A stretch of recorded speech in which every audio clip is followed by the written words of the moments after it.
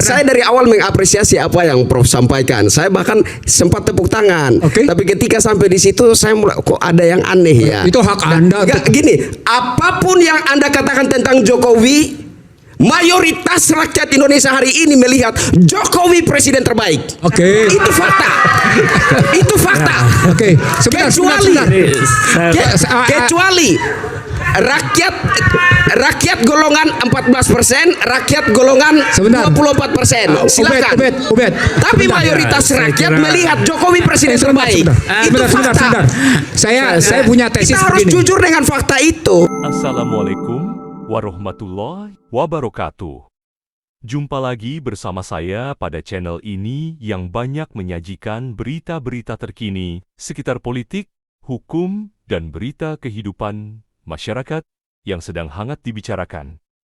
Mari kita ikuti beritanya, tonton sampai selesai, dan jangan lupa tekan tombol subscribe, like, and share.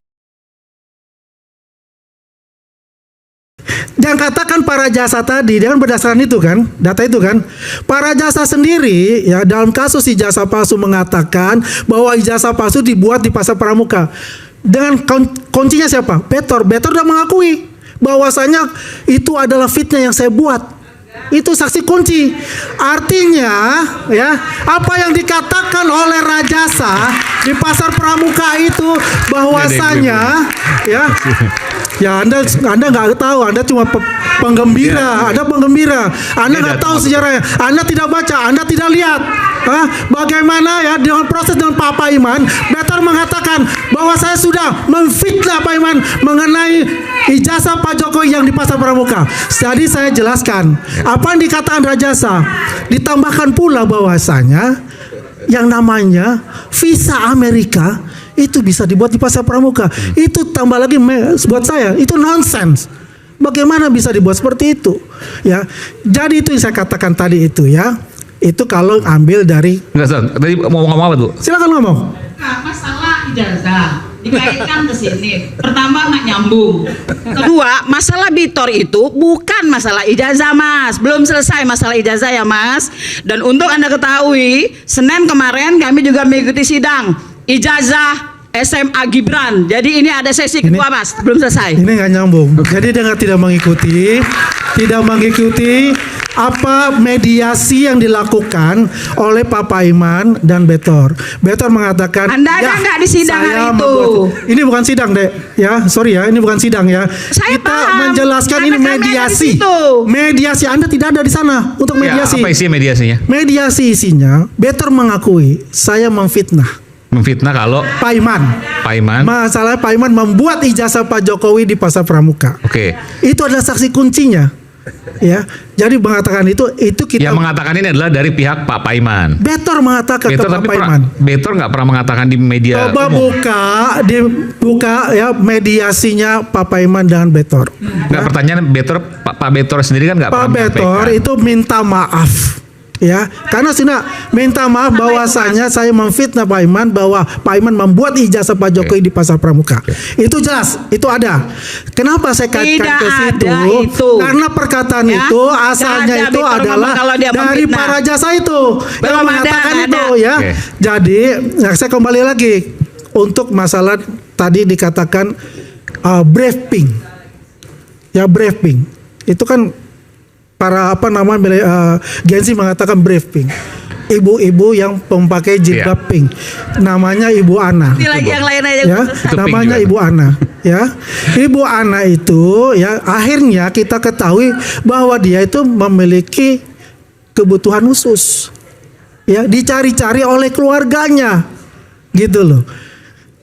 Cek aja di YouTube dari itu ya. Itu sudah jelas mengatakan itu dan juga minta maaf dengan kelakuan dari ibunya ini. Ya. Jadi jelas untuk itu.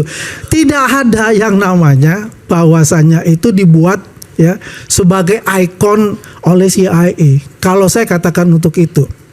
Kalau tadi yang soal geng Solo, kalau itu apa namanya CIA, oke lah, karena sumber YouTube saya tahu. Kelompok Solo yang tadi dikatakan disebutkan tadi disuruh segala macam yang biasa kemudian melakukan demonstrasi membela Pak Jokowi dan Mas Gibran. Ya, ini saja laporan Republika. Bukan Pak Buniani ini Pak Buniani menyampaikan ke kita. Pak Buniani ya.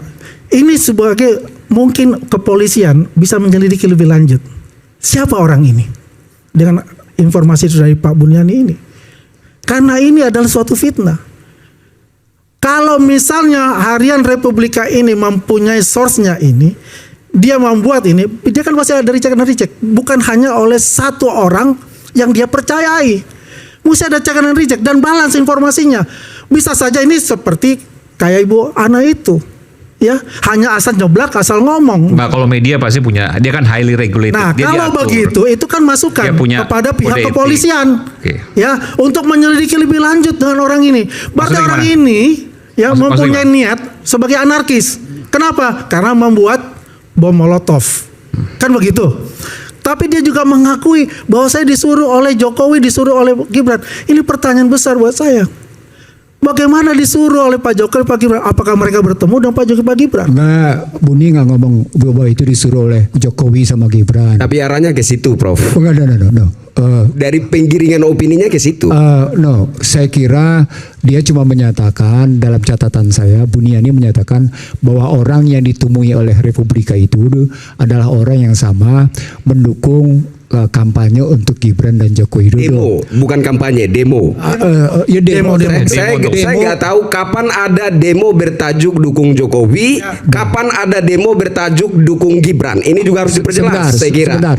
Kita harus jujur. Banyak, Kita kalau harus dukung itu fair kan banyak. supaya adil di sini. Oke, cara pandang ini kan main bukti ya jadi ya. Iya. Ini debat main bukti kan? Debat main bukti kan? Oke, kalau debat main bukti, mari sama-sama buka HP. Biar Buniani buka HP. Gak apa-apa. Kan ada bisa real time. Kan bisa real time. Oke, sekarang. Nah, yang mestinya kita cari sekarang, ini kita berpikir untuk kebaikan semua pihak. Karena kita tidak ingin, saya ingin mengatakan saya mau begini sama Anda dan semua penonton iNews malam ini. Yuk kita berhenti yuk untuk terpecah belah. Yuk kita masuk yuk dalam persatuan Indonesia. Karena kalau kemudian kita dipecah belah, ini memang target orang asing.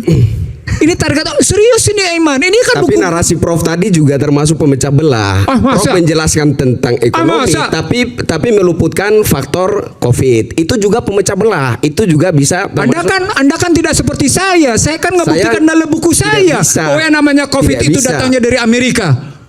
Gimana? Buktikan. Anda punya riset nggak? Ada punya faktor penyebab kenapa pertumbuhan ekonomi menjadi mandek. Itu juga harus dikemukakan, Prof. Iya. Supaya itu tidak menjadi hasutan bagi masyarakat itu. Maksud saya.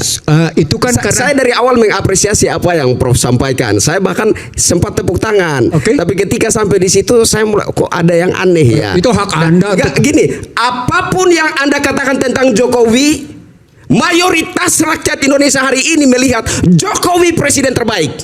Itu fakta. Itu fakta. Kecuali rakyat golongan 14%, rakyat golongan 24%. Silakan. Nah lo, bener nggak? Tuh, Jokowi presiden terbaik. Lalu bagaimana dengan Soekarno dan Soeharto yang memproklamirkan negeri ini? Dan Soeharto dengan julukan Bapak Pembangunan Indonesia dengan program Repelita dan Pelita serta kaum pencapirnya. Sedangkan Jokowi yang jagoan mobil SMK yang nggak pernah terwujud dan IKN jadi kota hantu, apa itu yang terbaik? Tapi mayoritas rakyat melihat Jokowi presiden terbaik. Itu fakta. Saya punya tesis kita harus begini. jujur dengan fakta itu. Itu kan fakta rumusan pikiran Anda. Ya. Rumus fakta pikiran orang-orang di sini aja nggak seperti itu. Fakta yang mana? Ya, saya pikir ini harus adil. Jadi apa yang menjadi tolok ukur kita?